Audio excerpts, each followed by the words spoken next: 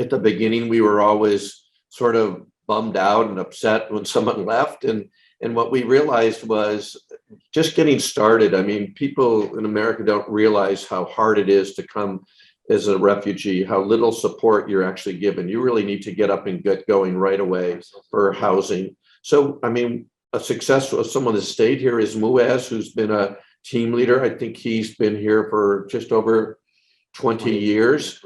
He has 3 kids here. One went to the University of Vermont. One's in a nursing program. They're all successful. I think he has 8 grandchildren. So he's a person that has done an amazing job. And a lot of these folks not only thrive in the United States, but are sending money back home. And I know Moaz just came back from a trip. He took his whole family to meet his parents that hadn't seen his grandchildren, some of them ever. And they were in Bosnia for 3 weeks. So 5 weeks, I think. 5 weeks. So, you know, the story just keep going on and on. And I'll let Rooney handle the challenges because there certainly are many. Yeah, and just quickly also for folks who maybe moved on, I think we even have maybe somebody, I got a text message from a former employee who said he wished me luck on this morning.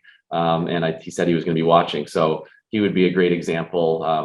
I don't know if I'm going to share his name just because I haven't asked permission, but of somebody who was here for a bunch of years, worked his way up through the ranks and out in operations, and then moved on and has had some successful. He was actually going to school part-time when he was working at Rhino. Yep, and then has gotten some successful finance jobs and has moved out and around. And so shout out to him if he's on the call. And so he would be another great example from that more external side. In terms of the challenges, I think they're ever evolving and we're learning, and we definitely are not perfect at this, but language tends to be one of the biggest ones right off the bat. So a lot of folks who are coming in as new Americans or refugees are English language learners. So how do we make that work on the floor? What level of translation services do we offer? Are all documentations translated? So that definitely has posed its challenges, but we've done a variety of different ways to try to support that through offering Rosetta Stone classes. We currently are running on-site, in-person English language classes with a trained teacher here. So a whole variety of different ways. We bring in translators for our orientations.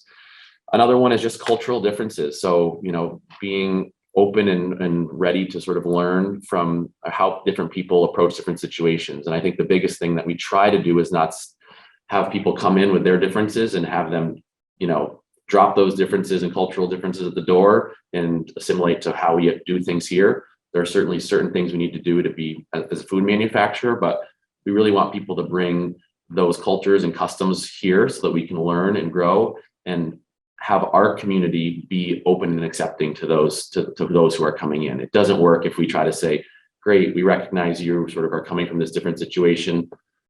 Now here you are, this is the Rhino culture, like live into it, drop everything. It needs to be a balance of sort of acceptance. And, we've had successes with that. We've had challenges, but it's the type of thing we sort of are really passionate about. So we sort of stick with it.